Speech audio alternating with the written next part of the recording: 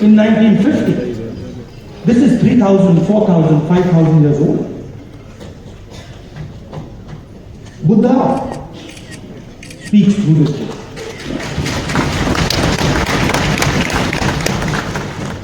Narayana Guru, Basavana, Ambedkar, Periyar, everybody who's been anybody in this country.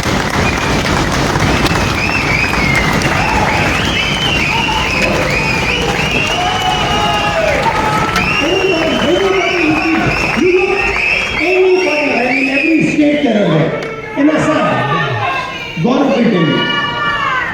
Right? In Tamil Nadu, in Karnataka, in Uttar Pradesh. So this is not something that. And when you meet a politician, as many of you must have done, he will spend a lot of time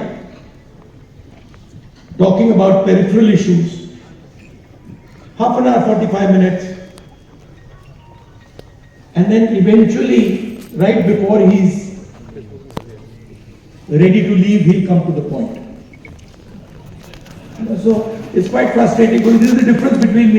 Congress की तरफ से विज्ञान भवन में दिल्ली में एक बड़ा कार्यक्रम हो रहा है जिसमें पूरे भारत से लोग पहुंचे हैं, कांग्रेसी खास करके, और काफ़ी संख्या में लोग यहां उपस्थित हैं।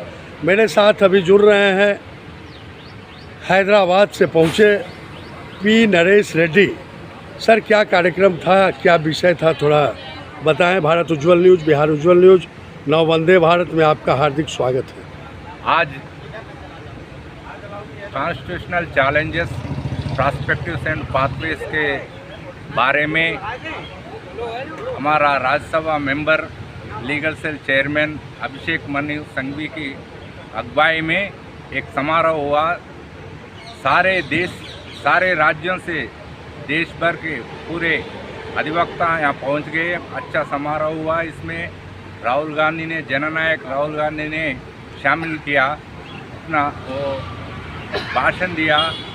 आज हाल ही दुनिया में बीजेपी संविधान को ध्वस्त करने का साजिश कर रहे हैं। हमारा डेमोक्रेसी को बचा लेना, संविधान को बचा लेने के लिए आज सारे एडवोकेट्स का समारोह हुआ। कर्नाटक की सरकार का, जिन्होंने हमें ये विश्वास दिलाया था कि सरकार बनने के तुरंत बाद फास्ट ट्रैक कोर्ट में केस चलेगा, दोषी करार अगर दिया गया तो सजा होगी।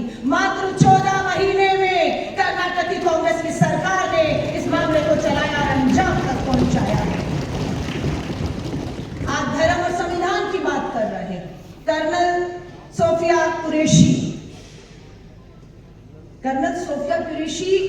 हमारे भारत के एक बहादुर सेना अधिकारी पर हमला करके ये कहना कि वो आतंकियों की, पाकिस्तान के आतंकियों की बहन बेटी है, उन्हें नंगा करने के लिए इन्हें आगे लाया गया था।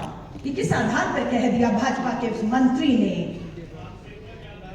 सिर्फ ये कि कर्नल सोफिया कुरैशी का एक वो धर्म है जो भाजपा और आरएसएस को मंजूर नहीं है, इसलिए वो संविधान कानून को, हर चीज को ताक पर रखकर इस स्तर पर जाकर अपमानित करने का काम करते। मध्य प्रदेश में विधानसभा का सत्र चल रहा है, धर्म के आधार पर कुछ नहीं होता ना, तो मामला आपको मैं बताती हूं। अभी दिग्विजय सिंह सर जी ने, उससे पहले पी चिदंबरम सर ने बताया कि 73-74 अमेंडमेंट किया गया। राजीव जी का अधूरा सपना था जो अभी भी पूरा करना बाकी है। महिलाओं को 33% आरक्षण दिया। 15 लाख महिलाएं आज देश में पंचायतों में, नगर निगमों में पंच और सरपंच, उसमें एससी और एसटी की महिलाओं को अधिकार मिला, जिसकी बात को आगे बढ़ाते हुए श्री राहुल गांधी जी कहते हैं कि ओबीसी महिलाओं को भी अधिकार मिलना चाहिए। आरक्षण तो मिल गया, सुरक्षा। मध्य प्रदेश की विधानसभा में कांग्रेस के विधायक का सवाल पूछा गया कि मात्र 2 साल 2022 से 24 में कितनी बेटियों के साथ बलात्कार हुआ? जवाब मिलता है 7,418 बेटियां, और ये बेटियां सभी की सभी एससी और एसटी समाज से आती जाती हैं, दलित हैं, आदिवासी हैं, 7,418 बेटियां, हर रोज 7 बेटियों का जो SC है, ST है, आरक्षण दे दिया, लेकिन सुरक्षा देने में ये सरकार पूरी तरह से जो है वो फेल हो रही है। मैं सिर्फ आप लोगों से ये कहूंगी, फिर कोई अपनी चर्चा दिग्विजय सिंह जी से मैं पूछ रही थी कि एक समय था RSS खाकी निक्कर में और काली टोपी में दिखता था, उन्होंने कहा वो अपनी पहचान को जो है बहुत खराब हो चुका है, उसे बदलने की कोशिश कर रहे हैं, काली टोपी कम दिखती है और हाफ पैंट फुल पैंट में बदल गई है। लेकिन यहाँ पर बैठी ये भी कह रही थी कि उनकी काली टोपी से लड़ने के लिए हमारे काले कोट के वकील पूरी तरह से उनकी विचारधारा, उनकी सोच पर प्रहार करने के लिए मुस्तैदी से खड़े हैं। अभिषेक सर, मेरा समय पूरा हो चुका है, लेकिन मैं आपकी पूरी टीम का तहे दिल से धन्यवाद जरूर करना चाहूंगी। अभी 21 जुलाई को जब लोकसभा का सत्र शुरू हुआ तो अखिल भारतीय महिला कांग्रेस ने तय किया कि हम संसद का घेराव करेंगे और पहले ही दिन हम लोगों ने न्याय और सुरक्षा की मांग पर घेराव तय किया।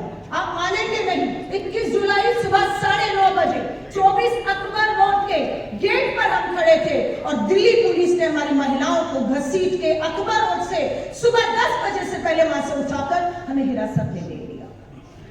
8 घंटे शाम को 6 बजे तक हमें नहीं छोड़ा। दूसरे दिन हमें लिखवाया गया कि आप घर से नहीं निकलेंगी, लिख कर दीजिए। हमारे संवैधानिक, हमारे कानूनी, हमारे अधिकारों को छीना गया और हमें घर में 2 दिन तक बंदी दिल्ली पुलिस ने बनाए रखा। लेकिन धन्यवाद करती हूँ सर मोहम्मद अली खान जी का और आपकी पूरी टीम का, लगातार हमारे संपर्क में रही और जितने भी FIR मामले बनाए कोर्ट में टिक नहीं पाए, आपकी वकीलों की टीम ने, आपकी फौज ने उस लड़ाइयों को जीता है। उसके लिए व्यक्तिगत तौर पर भी मैं अखिल भारतीय महिला कांग्रेस की तरफ से यहाँ पर देश के कोने कोने से उपस्थित हुए हमारे न्याय योद्धाओं को जो है सलाम करती हूँ। जय हिंद।